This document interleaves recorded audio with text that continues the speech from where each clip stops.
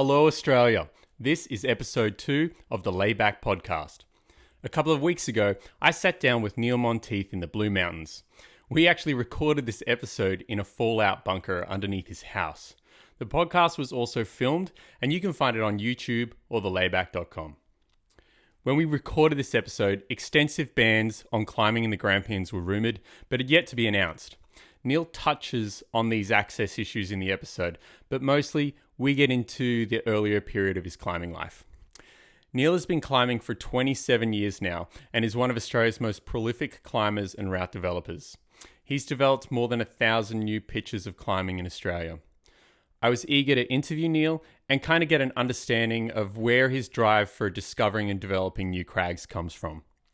We get into his early climbing in Queensland in the 90s, his forays in alpine climbing, and Neil gives us a bit of his views on the Australian climbing culture, having lived across many of the states on the East Coast. Neil describes himself as an eternal optimist, and his enthusiasm for climbing is contagious. Enough from me, let's get into it.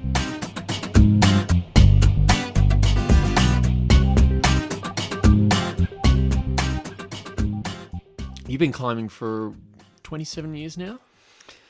1993 was when I went for my first proper rock climb. Yeah. I guess. Yeah, with real ropes and real harnesses and such things. Where was that? So the first time I went proper rock climbing was as part of a school camp, so year 10 at school, and it was a place called Ironbark, which was this sort of weird camp thing our school did where I think it was like a term at school, and it was many, many weeks. You went to this sort of farm place and you lived in the bush and you cooked your own food and literally cleaned your own toilets with sawdust and had cold showers, and there was no actual lessons. It was sort of like a live as a farmer in the bush sort of thing, and part of that they had a bit of an outdoor education program. And really oddly, the first place that they took us, which is sort of a bit of a trial by fire, is Frog Buttress. Like, that was my first ever rock climbing experience. So I just thought rock climbing was hand jamming, because like the first route they put us on was some sort of grade 15 hand crack, and we were all told to climb up a pure splitter hand crack. I think it was shit heap. I think it's 14, but it is just a pure splitter crack. Like, there's no face holds, there's no slab moves. It's just you climb a straight up crack. And so that's what I thought. Like, we did 2 days of, that was the easiest thing we did, and all these sort of slightly harder things, and that's what I thought rock climbing was, climbing splitter cracks. Yeah. And that just totally sparked that little fire in my brain for rock climbing, and I immediately liked it. I'm not quite sure what it was that was immediately attractive, but it really was immediate. And it was a bunch of friends at that same Ironbark class. All of us, there was like 4 or 5 of us, were just instantly amazed by it. But of course, as soon as we left that situation, we didn't own any climbing gear. And even at that same camp, we went and got some old ropes, and we sort of tied ropes around our waist, and we climbed up the outside of the building, and we abseiled, in inverted commas, off the top by sort of hand over handing down things, or running it around our waist and sort of strangling ourselves. And then we came back from that camp, and we still wanted to go rock climbing, but there was no reference point for how to rock climb. And so I didn't know it. I hadn't met any real rock climbers, and I didn't even know, apart from Frog Buttress, I didn't know of any other rock climbing places. And so I went straight to the school library, the convenient, place of all wisdom, and looked up rock climbing, and there was only one book in the whole of the school's library, and that was Royal Robbins Basic Rockcraft, which is like a 1960s publication. So remember, this is 1993 for me. And so how did that end up in the book? Well, that's the only book. Library. They had one book which was obviously, at some point, it was a book. Oh no, they also had Classic Climbs of Australia by Joe Friend, which I've still got upstairs because I stole both of these books from the library. Never returned. Maybe they'd ended the rock climbing careers of St. Peter's students for the next 10 years until you did it. Yeah. I mean, because I did go to the same school. I'm kind of like being a bit coy about that. Very weirdly coincidentally. Yeah. Weirdly coincidentally. Don't know each other at all, but did exactly the same school. And Yeah. And so that book. So Royal Robbins Basic Rockcraft, which was this sort of iconic book about how to rock climb, but it was written in the 1960s, and it's all about piton craft and aid climbing and waist belays and abseil. And that was, so I had no other reference. That was the book I thought what rock climbing was. So I then went, so we were 15 years old, and we just got my dad's tow rope, but the tow rope was really short. It was like 15 meters long. And so I decided, well, that's not really long enough to do much. I can make some harnesses and not really harnesses. That's sort of like an anchor to set up a top rope, but I need an actual rope. And this is a pretty hilariously stupid story. So what we did have at our house was a long length of electrical cord, like extension cord. And it was great. It was like 20 meters long piece of inverted commas rope. I mean, like I'm sure it doesn't really hold. In retrospect, I'm thinking about a piece of copper inside a piece of rubber. What kind of what kilonewton rating would that I have have? no idea, but that's what we used as a rope. So we went around Brisbane and we still didn't really know particularly of Kangaroo Point. And we found these like weird quarries and bits of rock, kind of terrifying. And like I've been back to some of these places and they actually haven't got smaller as I've got older. I'm like, how did we not kill ourselves? Like, because we would weight these things and like we would sort of scramble up something, trundling loose blocks and stuff, and then lower off. We'd literally just wind the rope around our stomachs like 3 or 4 times. And when they'd lower off, you'd just get strangled. Like the blade would just be just losing breath, and you'd try to get them to the ground as fast as possible. And we literally used tent pegs and in the Royal Robbins rock after, there must have been something about using nuts. And I did the whole drilling the nuts out and put the little bits of rope through that. But we only did that for like a couple of months, and we didn't die. And then I was at school one day, and it was the swimming lessons or something, and I was sent down to the shed at the back of the pool to get the swimming equipment, the kickboards or something. And as I'm down in this dusty old room, I look, and the back of the room, there is a whole bunch of really, really old dusty climbing ropes and old harnesses, like Willen's harnesses, sort of 1970s era harnesses. And they're all just covered in dust. So clearly have not been used in decades. And I was like, oh my God, gold mine. Like we'll actually there was like a proper rope there and a proper harness and stuff. And so we took those ropes out I borrowed those ropes. And we actually, funnily enough, did actually return those ropes 6 months later, absolutely trashed. But they were sort of the first proper rock climbing rope. Very shortly after that, I then went to try and buy a rope. And that was a experience which was, again, my only reference was Royal Rock After. I knew no real climbers. And so I went to K2 Base Camp and went up to the, I'm pretty sure it was Darren Carter, who was a bit of a guy in the scene in that era. He sort of ran the shop there, and he was fairly famous, did a whole bunch of new routes. But I went up to him and said to him, I want to buy my first climbing rope, but I can't afford one of those new fancy Kermantle ropes. So I'd only want to buy a twisted rope, because that's what Royal Robbins Basic Rockcraft told me. Like that there were 2 sorts of ropes, and if you're really fancy and top of the game, you had a Kermantle rope. But really, when you're starting out, go the twisted hemp rope. It'll be fine. And he just was like had this shocked expression on his face, because I was 15 years old, a little kid. I mean, I see 15-year-olds now, and I am like terrified when I see how small and little, like that, how much they're little kids. And I think, geez, I was somehow just wandering around very much without any mentors at all, trying to teach myself rock climbing in a very broad sense. So what was the climbing scene like in, I guess it was Brisbane at that point in time, kind of like mid-90s? There wasn't a gym at that point, was it? There was no like climbing gym in Brisbane. So I would probably be almost like what you'd say would be the last generation of the pre-gym climbers in Australia. And, Brisbane, it's always famous for being 10 years behind the rest of Australia. And, there were definitely gyms in other parts of Australia and climbing. There was even, I think there was a climbing competition, Escalade on plastic holds in sort of 1989 or 1990.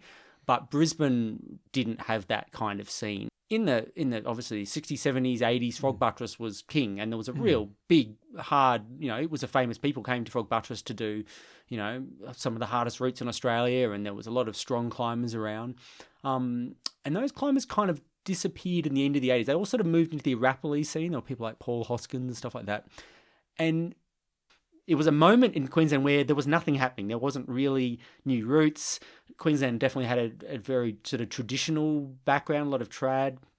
I mean, the only sport routes that really existed were at Kangaroo Point, which they were pretty loosely termed sport routes. It was sort of like 4 carrot bolts, no lower offs, sort of 18-metre wall, generally pretty sketchy, first bolts high up. And so Darren Carter was one of the sort of people that started sort of bolting, I guess, more consumer stuff, more in the easier grades. And that's sort of the scene I slipped into. And it was kind of weird, like really from very early on, for some reason, I liked doing first ascents. And like within the first year, I was like wrapping down terrible parts of Kangaroo Point, trundling blocks off and hammering in bad bolts. But I don't, like I think it was something to do with that I didn't have, it was my school friends and I, and we didn't have any mentors. And it was like doing new routes was just like learning to climb anyway. Like everything we did was like we were making it up. So new routes was just making it up to a more higher degree. Like we were teaching ourselves how to belay or how to put in trad gear and how to put a bolt in was just one more skill on top of how to place trad or whatever. And so it was just, I don't know, like it was just... There wasn't this delineation that we have now between disciplines. No, absolutely not. No. But it really weirdly comes down to, and I look at it now, there was an issue of Rock Magazine that came out around then. It may have even been in 1991 or 92, because they came out so rarely that, you know, like...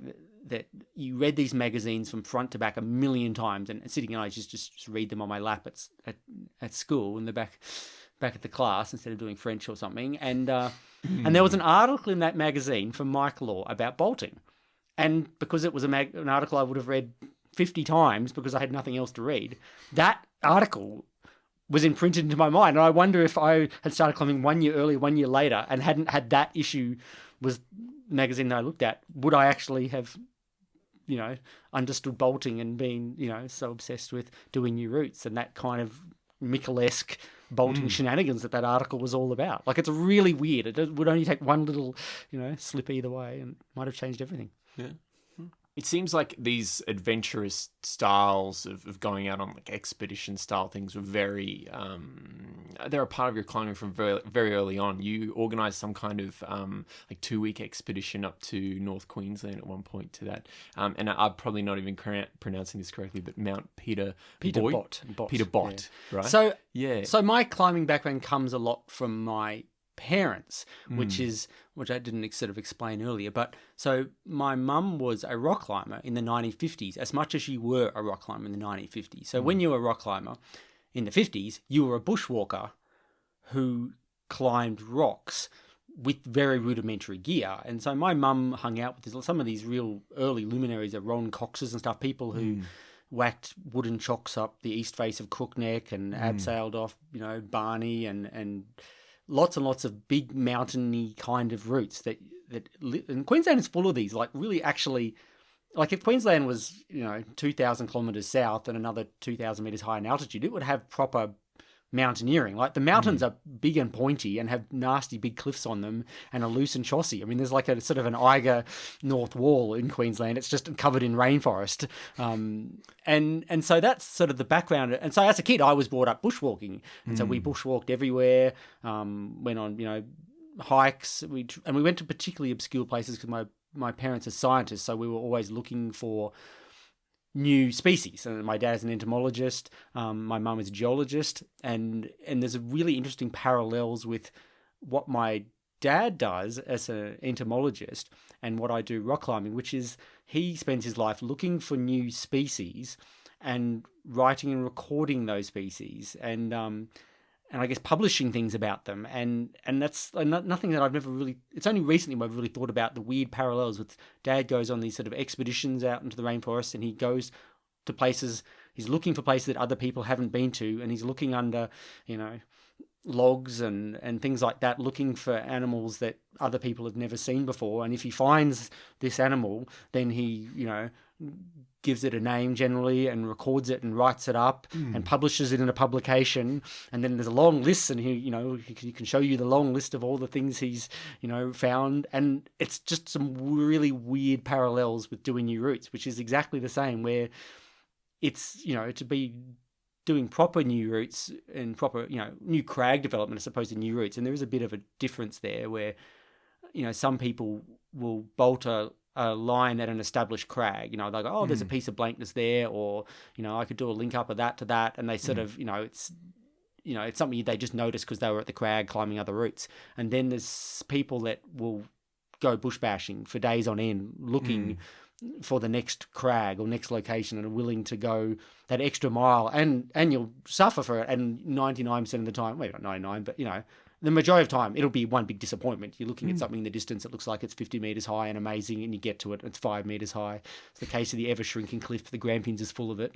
And so that sort of bush walking, and definitely, you know, not walking on established tracks. Like, you know, that was what my parents did. We went to places and we stumbled off into the bush and looked for things and whatever it was. And so I guess that's just kind of how I was brought up. And Peter Bott is up in North Queensland. I went there with my dad. So I think we were 16. And so Dad was doing a trip up there. And so a friend of mine, Simon, my brother and I, we went up there. And Mount Peter Bott is this amazing granite spire. It looks, I mean, it's not to the scale of the Lost Arrow Spire, but it's this big granite spire in the middle of the jungle, like many, many hours walk from Cape Tribulation.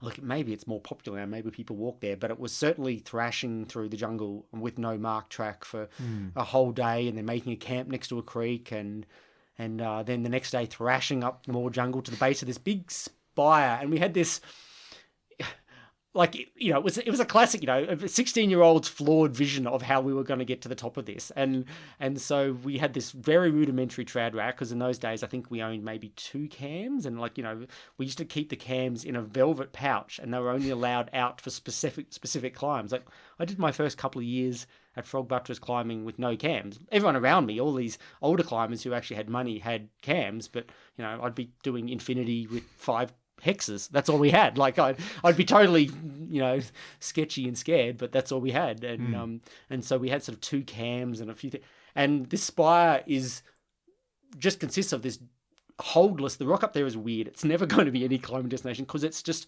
weirdly holdless. It's rough kind of granite, but kind of eternally damp because it's the Queensland, North Queensland.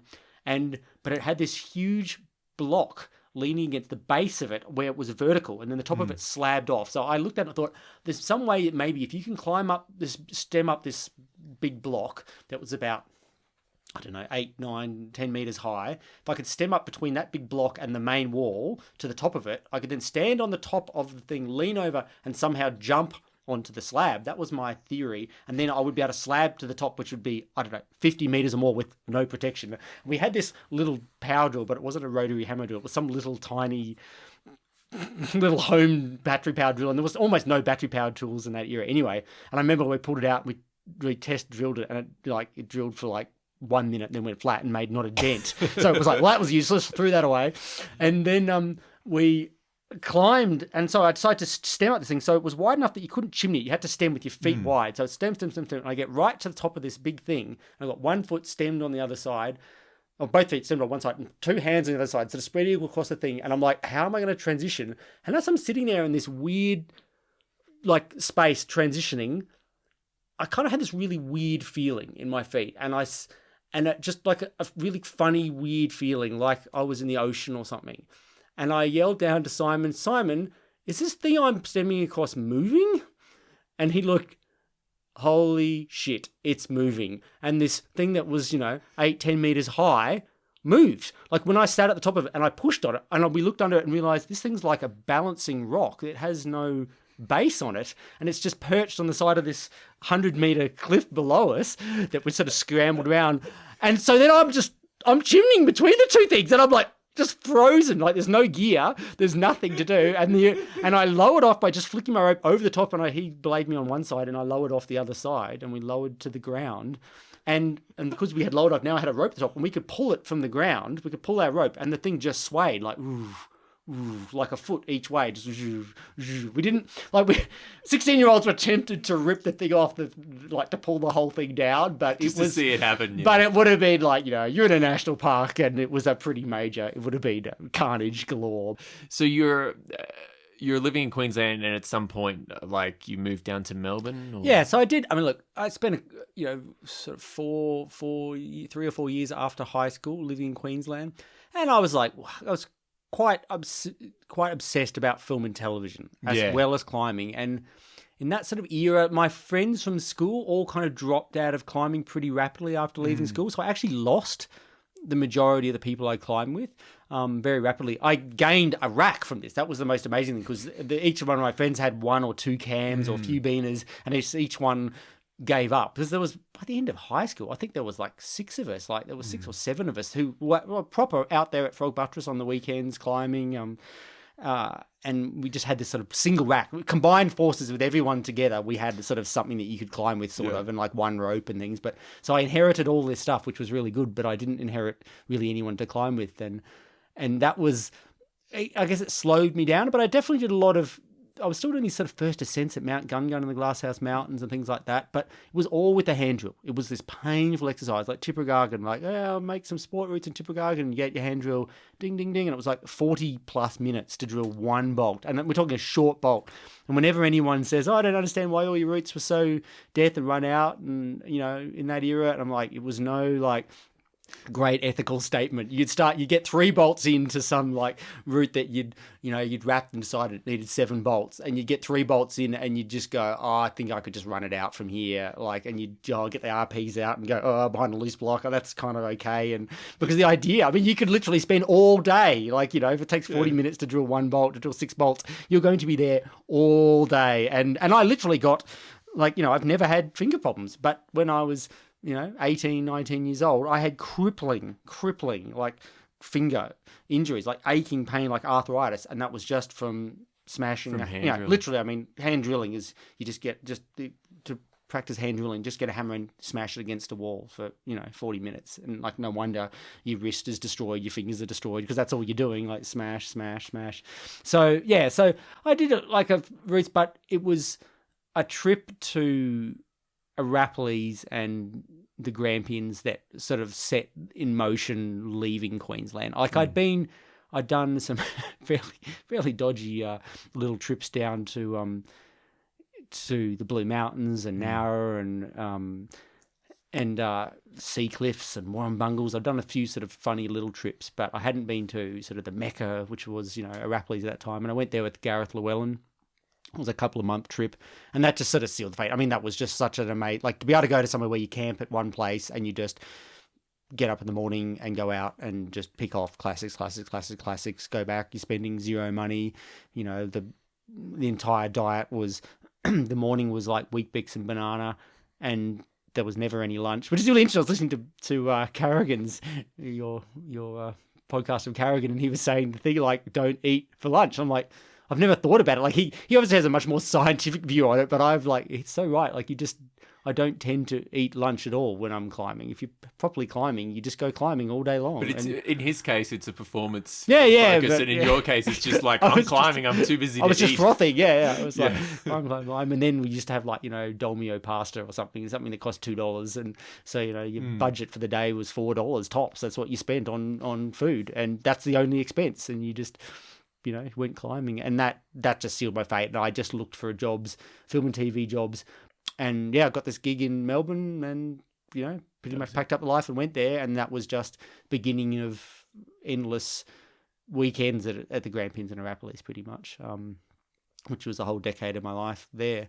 But, I wasn't when I was working there, I had a career in advertising, film and TV, working really, really hard. And, it was...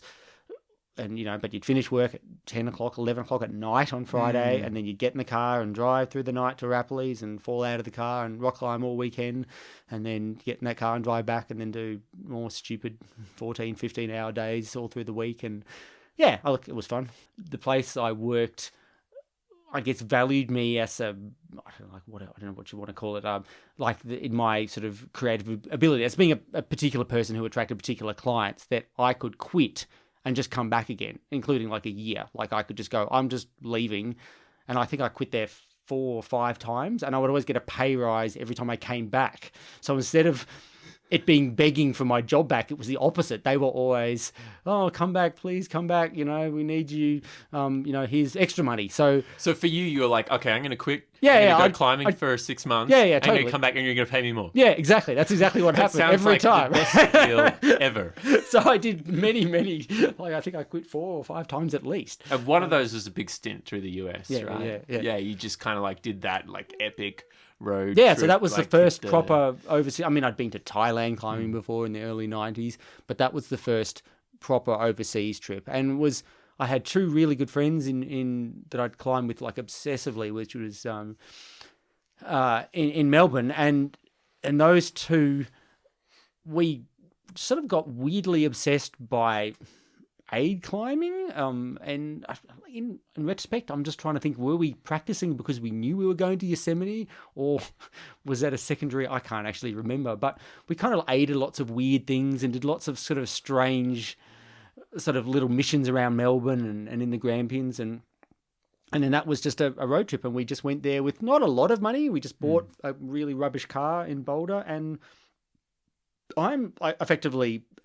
pretty much, I reckon if I was 10 years younger, I would be diagnosed as ADD. So I'm not a person who likes planning, and I really enjoy, like, I enjoy climbing at a new crag every single day. Like, that's my dream. If I could wake up and go to a new crag every single day, that's like my dream life. And that's what our American trip was. It was every single day we would wake up, the three of us, and we'd be like, okay, where are we going today? And we'd go climbing somewhere, around Boulder, and then we'd like, that night we'd be like, okay, what are we going to do tomorrow? Okay, let's go climb the Diamond, and you'd drive up in the Alpine stuff, and blah, blah, blah. And then after that, you're like, what are you going to do now? Let's go bouldering. And so every single day we just switched genres from proper mountaineering, that was my first mountaineering I'd done up Mount Rainier and blistering cold. And then literally the next day, we were sport climbing at Smith Rocks. And then a day after that, we were like crack climbing in Squamish or something. And we just had this crazy trip where we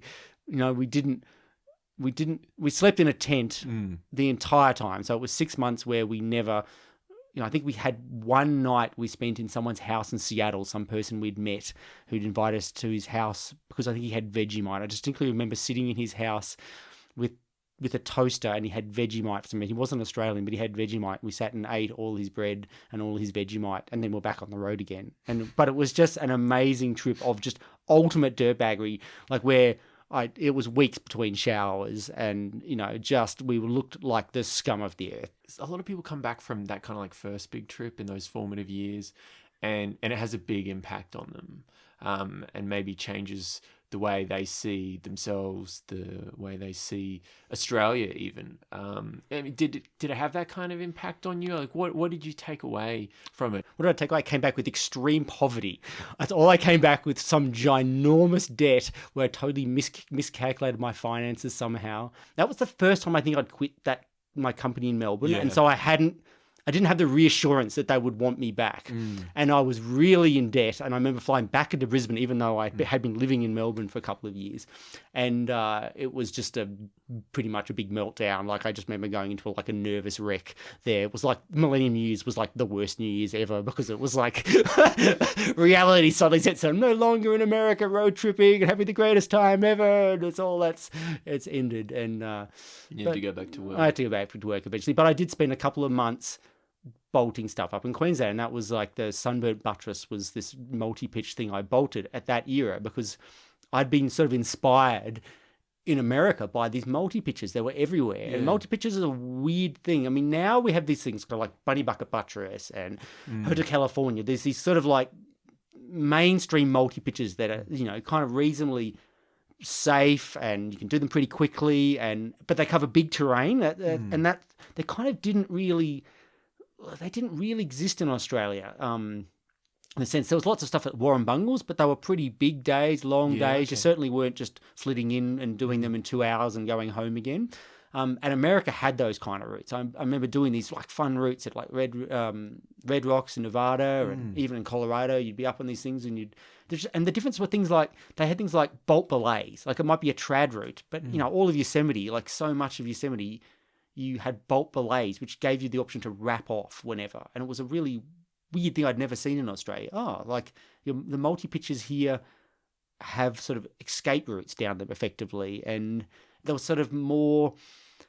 And there was mixed climbing in America where, since they weren't total death routes. Like if it was a scary run out section, there would be a bolt, and it would be a good bolt. It would be a sensible, not some rusting, falling apart carrot from Eubank 1968. It would be a good bolt, and you'd clip it and you'd go on, and and there were lots of people doing these routes, and I sort of came back to Australia thinking, there's got to be some, especially in Queensland where I'd grown up.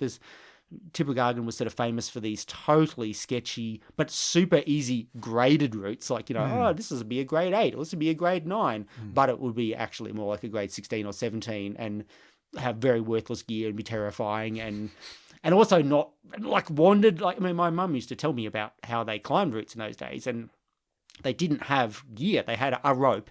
They had a couple of slings, and maybe, if they were lucky, they had one carabiner. So you would just try and get to the next ledge with a tree on it. I mean, the aim is like you're just going, like, when you don't have trad, it's a really weird thing. When you don't actually have wires and cams, a crack is of no interest to you. Yeah. Like, you don't need to follow a crack line if you don't have the gear to put in it. So those routes were put up in the 50s and early 60s. They just tried to get between trees. They tried to get between things they could sling, effectively, because that's the only gear you could get. And a crack was of actually not much interest. So a lot of those early generation routes on Tippergargan were these terrifying slab things that you tried to get gear in and couldn't, but that was fine because they were put up like that. They didn't have gear. And so, so I just sort of looked at it with, I guess, a different mindset and looked at, like, where's the biggest part of this mountain, the longest, tallest, steepest part of the mountain, and can a route go down it? And, wrapped it down. And weirdly enough, I'd actually wrapped Sunburnt Buttress in the past, like 5 or 6 years before I'd moved to Melbourne, but with my hand drill, and had just abandoned it. Like, I drilled a couple of anchors, had a totally mission down it and abandoned. Like, this is way too hard to do with a bunch of hand drills. And so then coming back from America, I managed to borrow, I think it was Gareth Llewellyn's drill, the first power drill I'd ever used. And I was like, oh my God, this is revolutionary. I can actually, drill these things. Because even in the Grampians, my first, year in the Grampians, I did all these routes, these sport routes that are popular sport routes. I drilled them all with a hand drill. Like, horrible experience. But Mathis and I climbed with a lot down there. He was a big hand driller, and he, him and I, ding, ding, ding, ding, ding. And, the Grampians is much softer than the Glasshouse Mountain, so you can actually drill a hole there in 20 or 30 minutes. But the revolution of having a power drill and the sort of the new mindset of, you can put bolt belays in and so, I did that sort of Sunburnt Buttress route up the front of it, which is sort of probably the first sort of consumer, like so many routes, they age. At the time, it was very much a super consumer route, but now has been superseded by routes vastly easier with 3 times as many bolts. So, like, a lot of history, like things like Kangaroo Point was always considered the soft sport climbing venue of Queensland with its 4 bolts and 18 meters, and the routes that I would have considered when I started climbing as the super safe consumer routes. I go back to Kangaroo Point now, and they're like not repeated because they're considered the death routes, because now there's these new routes that have 7 bolts in them. And it's really weird that things at times shift sort of in what people think of as danger and not, and what you're sort of willing to do. You talked about coming back, kind of like, it does sound like pretty close to like rock bottom in terms of your psych level. And I know that summer in Queensland. In Queensland. So it pretty doesn't get more rock bottom than coming back. New Year's, it's like a 1,000,000% humidity, 1,000 degrees. And it really was a very dead period of Queensland in that, like, in 99, it was pre the discovery of Slider, pre-discovery of Coolum, pre-discovery of Pages or Ninderry or anything. It was a dead period of, like when I'd left Brisbane in whenever it was, sort of 97, and coming back in year 2000, not much had happened in that 3 years. It really hadn't. It was the same, really, sort of, backwards, and it really kicked back into gear.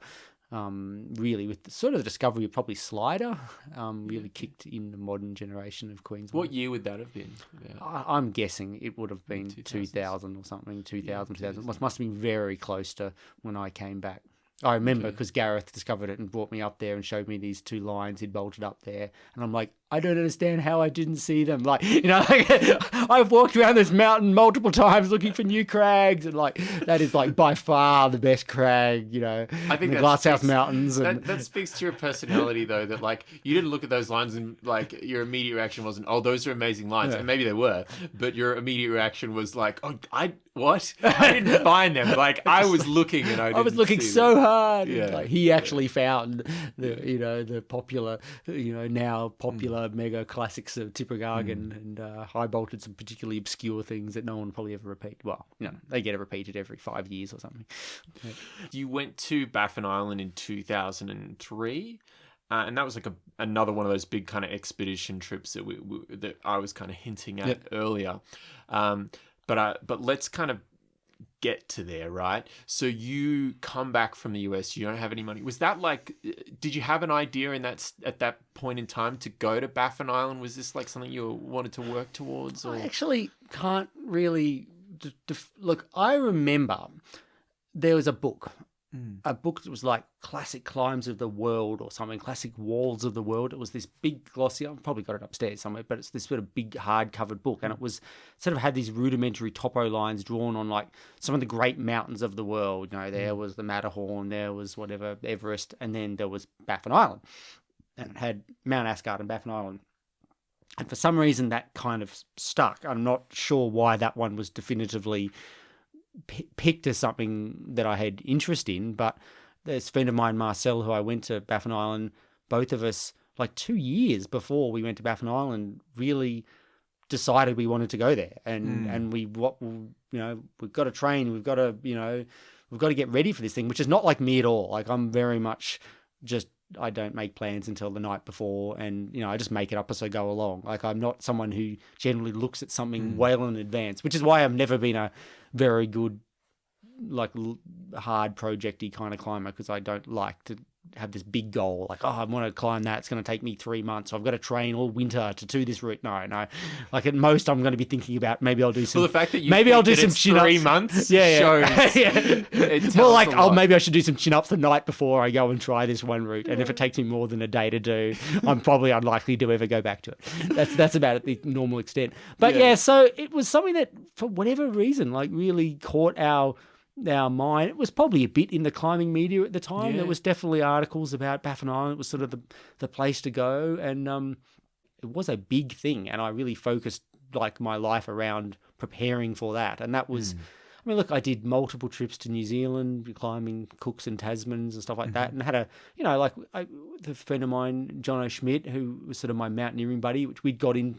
He was a flatmate that I'd moved into. It wasn't anything to do with climbing, and I'd convinced him to take up climbing because he was a real machine at cardio, like just going. Like he, ride a bike, he just does not stop. Walk up a hill, does not stop. Put 50-kilo pack on his back, he's not going to slow down walking up that hill. Like he was a natural machine, and I really saw that early on. And I convinced him to, so he'd never actually gone rock climbing. I convinced him to go, in inverted commas, alpine climbing in Victoria. And there is this kind of cool scene in winter, which is climbing at places like Bogong and at Mount Buller, and there's waterfall ice forms there sporadically, and it's sketchy as hell. Like it's, yes, you can put ice screws in it, but you're doing it because you've seen a picture of someone doing it overseas. It's not going to hold a fall. Like it is surface verglass kind of stuff, and you're kind of trying to put some trad in, and it's scraping ice tools up rock. But it's proper dangerous stuff. Like you can, these are not 2 meter high things. Some of these things are 30, 40 meter high, scraping up on ledges. And Jono and I spent like multiple years doing seasons of this winter sketchy stuff, mostly on Bogong. So that alpine stuff was all a bit of practice, and I sort of did, winter ascents of Lord Gumtree, horrible experience of that. That was all sort of training Sufferfest in, the snow and the ice to get ready for Baffin Island. And then, but, I say that we organised and planned, but it really was my typical planning, which was no planning at all. So we had this objective, which is like, we want to go to Baffin Island, but we didn't actually ring anyone or talk to anyone who'd ever been there before. The only thing we had was this magazine, like, the internet existed, I could have looked things up a lot more closely. I could have like messaged the rangers or something or someone and said, when should we go there? So we didn't do any of that. We just had this book from 10 years ago, and we flew into Baffin Island, landed in Baffin Island in this little tiny town with, a couple of hundred people and, icebergs everywhere. Like the ocean's all frozen solid. We get out of the plane and there's this little like ranger station thing there. We walk in the ranger station and the guy just looks at us and goes, "What are you guys doing here?" And we're like, "Oh, we're going to climb like Mount Asgard." And the guy's like, no one is here. Like, this is not the season to be here. Like, what are you doing here? Like, effectively. And we're like, "What do you mean?" He's like, "This is like weird ice breakup season. Like, you can't get in, you can't get out. Like, there is literally no one in that area, like in the national park. There's no hikers, there's no hunters, there's no one there." And we went, oh, what do you mean? And he said, "Look, it hasn't quite started breaking up properly yet. I could probably convince someone in town to skidoo you in as far as they can up the fjord, but they will just dump you in the middle of the fjord and you're going to have to, get to the land, and like they will not be able to get you onto the land with the skidoos. They'll just be able to get it to the point where the ice is falling apart." So, with an hour's notice, he rustled up some local guy who got us on a skidoo with a little thing, and it was like a terrifying like skidoo trip across. And they just ride their skidoos across broken ice. Like, they'll just be like ice and then it looks like ocean, and they just drop into this ocean which is half mushy snow and pops up the side and there's things floating around, and then at some point he just goes, "Whoa, no further," and just throws all our bags out onto like an iceberg. Did you know where you were at least? Or? Oh, look, we had a map. I'd seen a map somewhere, but this was not the plan. Like, the plan was, apparently, according to something I'd read, your skidoo could go all the way up the gets you 40 k's up the valley. No, skidoo gets us 10 or 15 k's up the valley at most. And then we sort of just hopped across icebergs till we got onto the land. And that was the most amazing thing about the trip. I mean, the routes were really fun and crazy, but we had the whole place to ourselves. Like, we were there for 6 or 7 weeks. And it was only in the last week that we saw any other humans. Like, it was I think it's actually very hard to achieve that in the modern world. If you called for a rescue, no one's coming to get you. Like, you're 100 kilometers up a valley. Like, they can't drive. There's no cars. They can't drive up there to get you. You're just going to be there by yourself. But you still got a fair bit done there. Yeah, you guys summited Mount Asgard. So we cut Mount Asgard and Thor by some bizarre route that the guidebook, this crappy little guidebook, had told us it was like A4 and blah blah blah, and we really planned, okay, it's going to be this Mount Thor's so-called biggest cliff on earth or something, and we aimed for the sort of scrabbly left-hand side because we didn't have a lot of equipment. But yeah, so we did this route up Thor, which ended up having no aid on it at all. So we were totally we had all those copper heads and all this stuff. We're all ready. There's going to be an A4 pitch on here somewhere, and we just kept freeing and not particularly hard, like 5, 10, like grade 20 or something. Just kept going all the way to the top. It was like, oh, okay, well, apparently but it was one of those things where it wasn't a particularly obvious line. You were just making it up. Every pitch you were like, oh, there's a corner over there and a crack there, and the topo was not a topo at all. It was like a vague red line drawn with no pitches marked or anything, sort of up the left side. So that was sort of successful. And then we tried a new route, and someone had warned us in advance that when you go to Baffin Island, and you've because our aim was, we wanted to do a new route, a new sort of aid route, and someone had told us, in advance, the one thing you want to make sure you don't do when you're in Baffin Island is pick a new route to do on the north face. Unfortunately, the north face is a situation where it never ever gets warm, ever, because it never gets some sun on it. It's just the same temperature all the time. And so that just proved to be much more of a battle of wetness and cold and snow and ice, and we were totally gained with a hand drill, no power drills, and I had a rudimentary collection of bolts, which was, I think I had sort of 10 Dynabolts and then 10 of these microscopic little rivet things that I tested at home that it could hold like a 30-kilo haul bag. Sort of it didn't, and so our belays consisted of like one good bolt and one of these rivets joined together. Like, we spent nights in portaledges, like 2 of us, and the whole bag all hanging off one Dynabolt and one little rivet thing I'd bought from Bunnings that you could drill. I don't know, maybe you drill. I can't think of how far it would have been in. There's one right there, one of these little rivet things like this. So you drill it and then you hammer it in about that far. like a little rivet. Anyway, they were okay. And then we had to wrap, and we ran out of gear, so we had to wrap the whole route. So we also wrapped off all these little pathetic rivets and stuff down it. But it was a fun. But it was a new route. Yeah, it was a totally new route, and it was a really different game. It was. The weather actually really turned on us on that. It actually rained a lot, and we got a lot of water pouring down. The cracks were in and saturated, and getting really cold at night. And like belaying that was like, I remember the belayer wore all the clothes they had, plus both down jackets, like both the leader and the second's down jackets. Like you were still so cold. Like it was just, everything was encased in things, and the idea of free climbing was like not an option. Like whilst on Thor, we were totally free climbing. It was totally happy. Like hands, that was just like, it was just so bitterly cold. The idea of taking your gloves off and putting your hands on the rock and trying to climb it was just like, no, it's just never going to happen.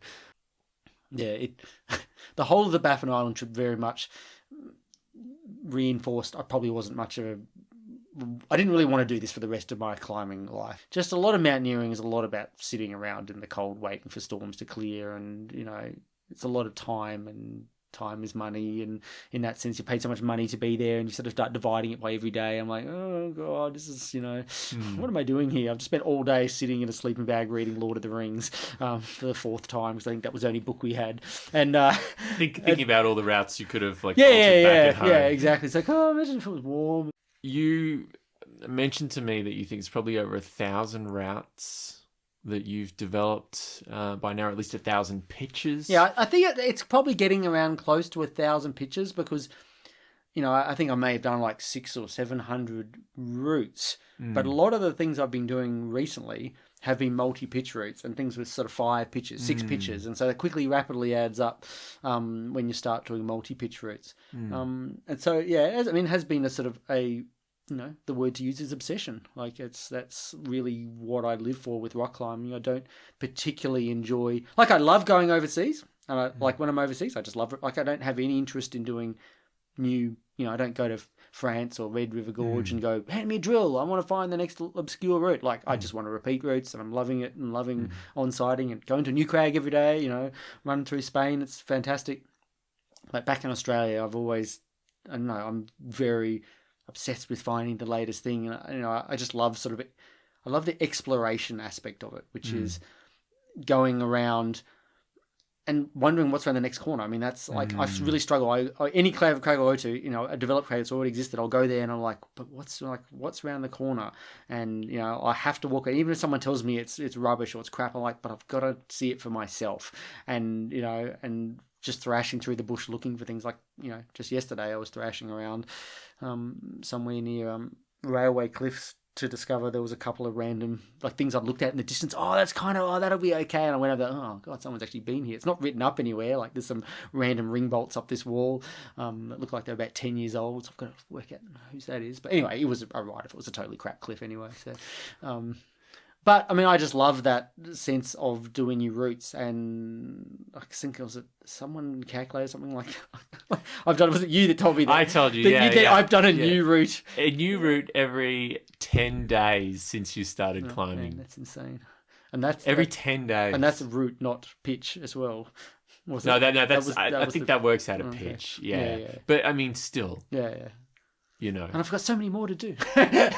So yeah, I mean, it's just I'm always been a bit of a loner when it comes to I'm really quite happy being out in the bush by myself bolting, and I'm not a soloist in the sense I don't want to go out and solo routes by myself and hate life, but I have no psychologically I have no issues. No, I love just being out by myself, wandering around the bush, thrashing around, wrapping down things, looking at stuff, poking around, discovering stuff, whatever it is. I mean, it's almost bushwalking, half of it, but just the sort of the whole sort of cliff crag development thing of lugging gear and encasing stuff. It's kind of like mountaineering, but in a safe kind of way or something. It's a similar concept where you're going in and leaving little caches of equipment and wrapping down and having a look at things and coming back day after day. And I mean, it's kind of what I live for. It's always the endless search for the next big thing. It's just around the corner. It might be the greatest thing. I mean, I don't know. Australia climbing is drying up in great finds. I think. I don't think there is a lot of new routers out there. Well, weirdly there is this thing that I've noticed, which is that people bolting new routes and even doing new trad routes are just getting older and older. There's this really, really weird, that shift that's happening in the climbing world where new routes were once this thing that a lot of people did. Like I would say in the 60s and 70s, like effectively there were so many routes that when you went out climbing, lots of people did new routes. So if you went, we're going out to Narrow Neck this weekend, the SRC club trip, and you didn't go out and repeat routes. You went out and everyone had a go at doing a new route because there were new routes everywhere to do. And as it's slowly consolidating around Australia, and the style of routes left to do are harder and harder to develop. And I'm not talking about difficulty, but difficult access. So like, wrapping, climb out things, or they need rungs, or it's a really long walk, or, it's really overhung, so it's really hard to get in to do it, or it's chossy, so it needs a lot of, hammering things off with, gluing things together, whatever it is. This is all very Blue Mountain specific, but it's getting kind of harder and harder to just do a new route easily. And what I've noticed is that the people doing these new routes are the same people that were doing the new routes 20 years ago. They're just older now. And there is no new generation coming through. There's no one out there. Occasionally you'll see someone who will go and do a new hard route. A sort of a young guy will go out and do, Tom O'Halloran or someone will do a new route. But invariably it's probably at a crag that's already well and truly developed. And it may even be a route that had already been bolted or half bolted or looked at by someone else. And Tom sort of grabbed the, baton and take it on through the next generation. But there's not sort of 20-year-olds stumbling through the bush looking for the next big thing.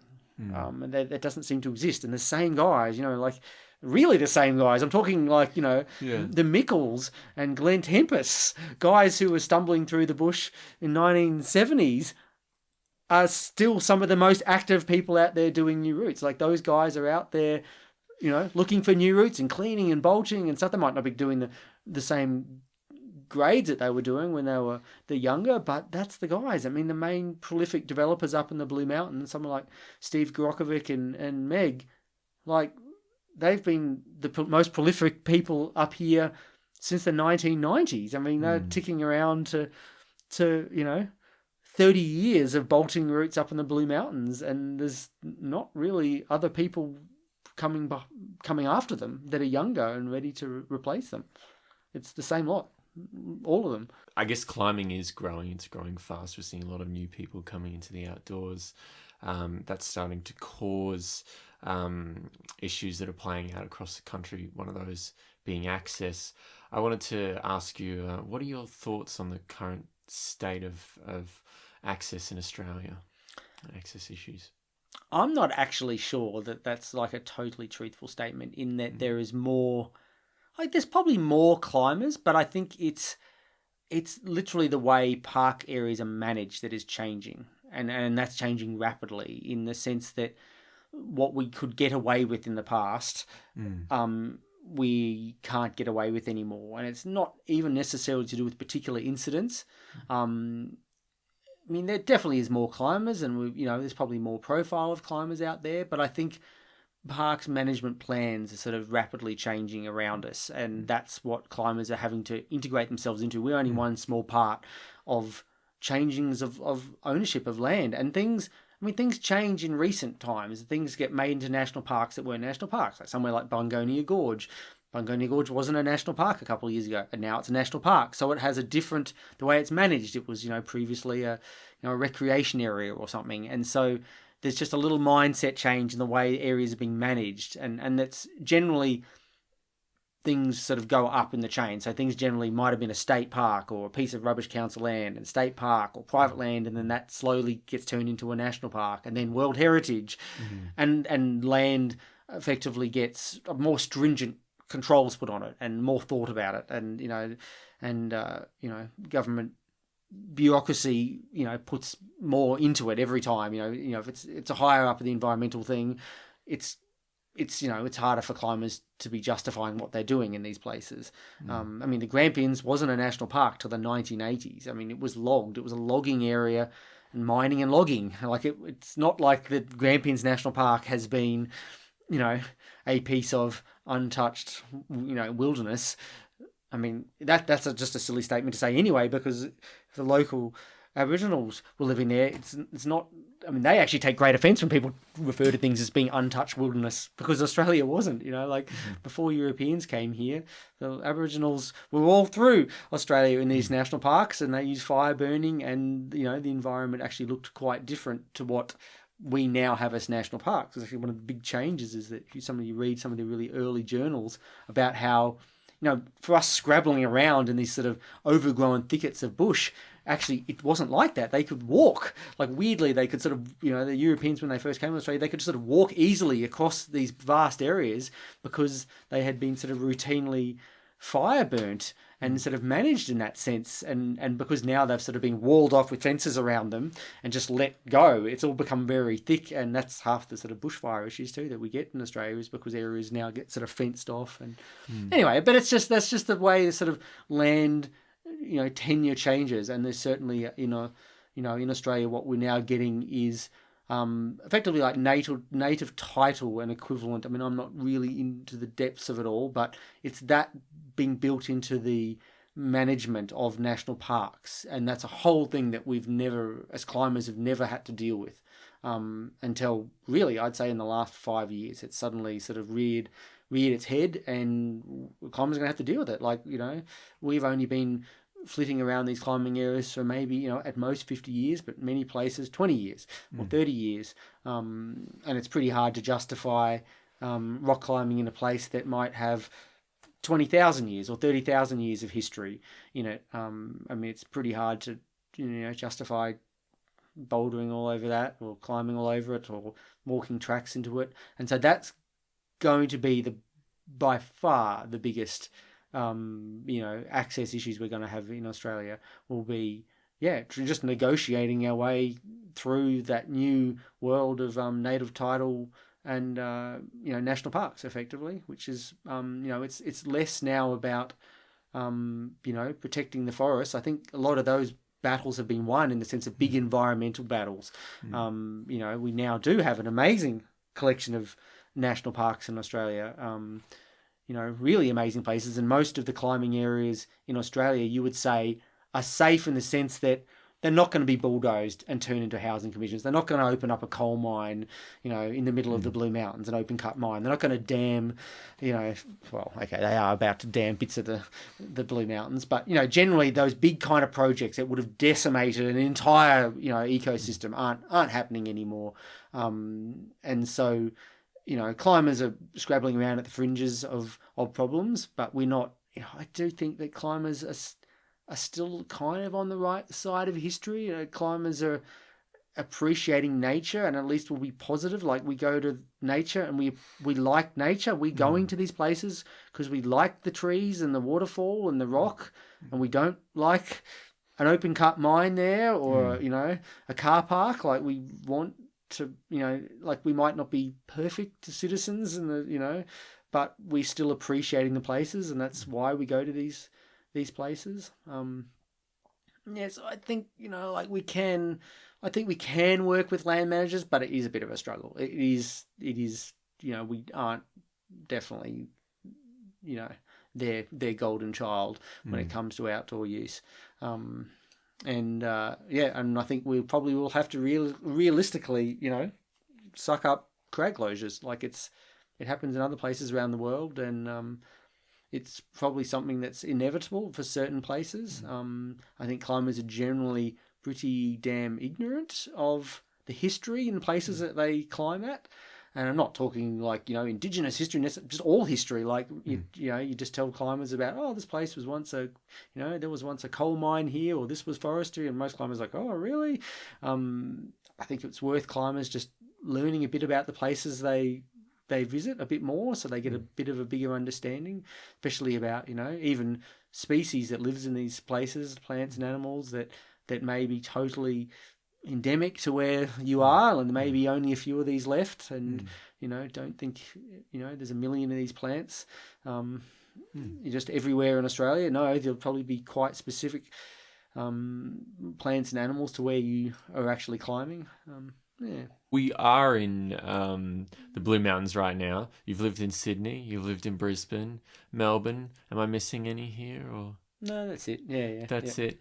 So you've experienced climbing internationally and a lot here locally. I'd like to kind of get your thoughts and observations, I guess, on the different areas in Australia and how you kind of like see the maybe the similarities between some of them and kind of the distinctions, like what makes like maybe Victorian climbing or climbing in Brisbane unique in contrast to the So others. I mean, I keep returning to these places too. That's interesting. So I've seen these scenes evolve, and Queensland's definitely a really interesting one. I found Queensland when I started very tribey and quite, I guess, male ego driven. It was all about being, bold and hard and secret crags and stuff like that. And it's almost the opposite now. Like, I love going back to Queensland because everyone, it's like a small enough climbing community, but it's still lots of climbers, but everyone is friends with everyone. It's just like you just go to the crag and everyone's so lovely, and they invite you up to come climbing tomorrow here, and you go there and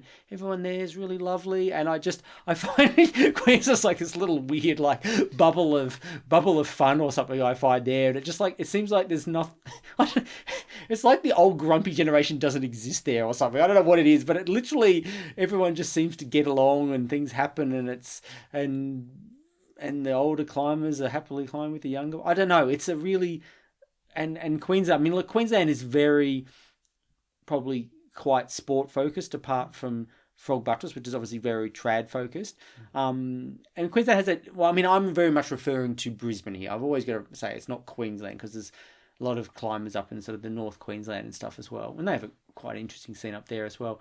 But yeah, so Brisbane, I just find all the crags are very close. It's funny, like if you drive an hour and a half, that's a big drive if you're a Queenslander. And like I guess they're all sort of little smaller crags, not big areas. No one really camps in Queensland. It's this funny little social scene of sort of coffee and cake and half day climbing, a lot of it too. Like I wouldn't call it terribly serious, a lot of Queensland climbing. Like I find it's really fun. I love going up there. It's like a really fun, but I go up there and I know I'm not going to get really scared. I'm not going to get massively sandbagged by someone. I don't know. Everyone seems quite genuine in that sense. And then and Melbourne, I find, I mean, the Victorian kind of Melbourne Arapalis Grampians kind of scene. I loved living there. And one of the great things I loved, which I really miss, is the camping all weekend.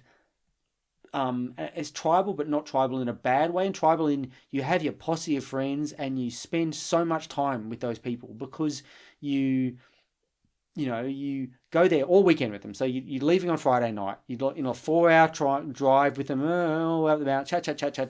You're going to have dinner with them that night, chat. You get there, get to the crag, wake up in the morning. You're camping. You're there, you have breakfast with all your mates and chat about what you're doing. You go out climbing all day with them, and you do go all day because there's nothing else to do. You can't pop down to the cafe and have a cake at 2:00 in the afternoon and then pop to another crag. No, you will be up at the cliff all day, and then at the end of the day, blah blah, and around the campfire, you might be lots of other people there that and that big posse, you do it all, you drive it home, and then during the week, you then go bouldering with the same lot, and everyone goes out to dinner after bouldering with the same lot, and it's this really kind of very fixed sort of community thing where it's a really good scene. My closest friends are my Melbourne friends, because of those moments. You did everything with them all the time. Like they were sort of like your flatmates you didn't flatmate with, but you did really because you spent 3 nights of the week with them, every year. Every week. So and Victoria's a little bit Victoria's a funny scene where there's not a lot of new activity happening in Victoria. It's sort of a funny stagnant situation where most of the sort of the new hard routes get done by outsiders, like either people from overseas or New South Wales climbers. There's not actually a lot. There's a handful of people developing new routes, and it really is 5 people really that is doing any sort of new route development in somewhere like the Grampians, which I find particularly weird when this whole thing blew up about new crag development in the Grampians, because there's actually not a lot happening. Like, it's pretty stagnant, the Victorian climbing scene in that sense. I mean, bouldering is a different story. There's obviously quite a lot of bouldering development happening. And then I find, yeah, New South Wales an interesting game. The Sydney scene, there's just a lot of climbers. I'd love to know the facts and figures. Like, there is so many climbers in Sydney that, you know, you can go climbing every day of the week out there and meet a new Sydney climber you've never met before. You know, I've been climbing for 5 years. Wow, I've never come across you before. You know, like, whilst that seems quite hard to achieve in Victoria, like, you generally kind of know the crowd. And it's just it's a big scene in New South Wales, and again, lacking I mean, there's definitely like camping at like Mount York, but that's sort of, it's not terribly big and not terribly, you know, great really. And so New South Wales is much more fractured. There's definitely sort of, groups that hang out with their own thing and do their own. The Nowra lot, they only really climb at Nowra, even though they live in Sydney. And then there's the Bloom, and like, it's definitely much more fragmented climbing scene, and there's obviously a lot of really strong climbers in New South Wales for whatever reason. I mean, there's a lot of hard routes, I guess. Sport climbing is very, very entrenched in New South Wales, whilst obviously, and that's because of the rock type. Obviously in Victoria, there's a lot of, you know, bumbly trad climbers. I mean, it's awesome. Like, why wouldn't you be a bumbly trad climber when you've got a Rapleys and the Grampians? I mean, there's just amazing places for having the time of your life on grade 15s on trad. Like, whilst you've run out pretty quickly of grade 15s on trad in New South Wales that are actually not total piles of choss. Mm-hmm. And that's the different scene in New South Wales. I think it's almost that New South Wales, like, it's a tougher place to live. Everyone's a bit harder and grumpier and angrier and moneyer, and, you know, that's kind of what New South Wales is a bit like. Everyone's a bit, I don't know, leaner and fightier. They all want the hard grades and they want to look the best, and they, you know, there's definitely that happens a lot more in New South Wales than the other scenes, I think. Yeah, but look, New South Wales has amazing climbing, and the variety up here is what I love about Sydney. I mean, there's got to be, you'd struggle to find a city on earth that's got, you know, if you live in Sydney, you can drive 1.5 hours in the Blue Mountains. You've got thousands and thousands of sandstone routes. Then you know, in Sydney itself, you've got thousands of short, you know, 20-metre high sandstone routes and amazing world-class bouldering. You drive north to Newcastle. You've got granite sea cliffs. You drive, you know, 5 or 6 hours in Warrnambool, was humongous multi-pitch, you know, volcanic trad stuff. You drive south 1.5 hours. You've got all of Nowra and, you know, some of the best sea cliffs around, Point Perp. You drive 2 hours. It's only 2 hours, and you've got Bungonia Gorge. It's 300-metre high limestone. You know, you drive 4 hours and you're in all Canberra granite. I mean, like, the variety of climbing that you have as a New South Wales climber, and, you know, big, proper, good, hard routes is amazing. Like, there is nowhere in the world that has that kind of mix of rock types and variety and all year climbing. That's the other beauty about living in New South Wales. When you're overseas, you quickly discover, oh yeah, like North America, like, they just physically can't climb for 3 or 4 months of the year. It's just too cold. Like, it's not like, oh, it's a bit cold, my fingers are... No, it's, you know, it's -20 cold. Like, you can't, you know, you physically, there's no way you can go rock climbing. And whilst New South Wales, like, oh, I'm whining, it's like 4 degrees or 5 degrees in the dead of winter at, you know, the top of the Blue Mountains. And when, oh yeah, it could just be an hour and it would have been 15 and fine. You know, like, so you just have this all year, all round climbing thing. I mean, that's what makes the Australian climbing scene quite unique compared to a lot of places around the world, is the way that we can climb all year round. And really, even in Queensland, you know, you can whine that it's hot and stuff, but really, go climb it, slider in the shade, you know, early in the morning or late in the afternoon, that's fine. It's 20 degrees. It's beautiful. Like, there's nothing really stopping you. So, I mean, it's a really great place to live. I mean, we don't necessarily have the best, longest, hardest routes, and we obviously lack totally mountaineering kind of big objectives in that sense. We don't have an L cap kind of, you know, we don't have 35 pitches to challenge ourselves on something, but you know, we have our own charms, and volcanic climbing in Australia, in the sense of funny rhyolite-y stuff, is very, and especially Glasshouse Mountains, Warrumbungles, Caputar, those kind of crags are very unique to Australia. You only have to go overseas to discover that it doesn't exist. Like, there's no crags like that in Europe or even North America. Like, they just, that's kind of weird domey stuff. There's stuff like that in Africa, but that's obviously not very easy to get to. So it's so yeah, we have our own charms and sea cliffs in Australia, Tasmania, and and Point Perp. They are the best sea cliff climbing in the world. Like, you quickly discover when you go overseas, North America, prime example, there is no sea cliffs there at all. Like, they don't have sea cliffs. For all their wonderful coastline, they have nothing. And we have sea cliffs everywhere. Like, we don't have to go far to get amazing sea cliffs. And in Tasmania, well, you got 200-meter high straight into the ocean, spectacular stacks and granite, and like, it's extraordinary places. And I always wonder when I talk to people who travel overseas. Oh, I went to Thailand, or I went to Spain, I went to France, I went to the US, and then you say, "Have you been to Tasmania?" No. Why not? It's like, it's like a 1 hour flight away. You could be like in these amazing places that are like, without all the admin that you're going to have going overseas and spending vastly less money and appreciate what you've actually got right here, because it is pretty extraordinary in Australia. That's it. I hope you enjoyed hearing Neil's stories. Thanks to Neil and his wife, Kathy, for putting me up in the Blue Mountains while I was there. Thanks to everyone out there for all the positive feedback on the first podcast, and thanks for sharing it around online. As you may know, we've had crag closures here in the Grampians in Victoria in the past week. Access issues are only increasing in Australia, and the organisations doing the work to keep them open need our support. I'd encourage you to go and join or donate to your peak state climbing bodies. I've included a few links at thelayback.com to help. Now, wherever you're headed to climb today, may the approach seem shorter and flatter than what it is, and may you pull the right size pro from your harness each and every time. To take us out, here's a little slow motion clip I found on Neil's website from the early 2000s where he climbs Strike the First Blow in the Grampians. He didn't change the sound on the actual film clip, and so the result is like a record being played in slow motion. It's kind of a little bit scary, but also hilarious. I hope you enjoy it, and you can also find it on YouTube in all its pixelated glory along with the podcast.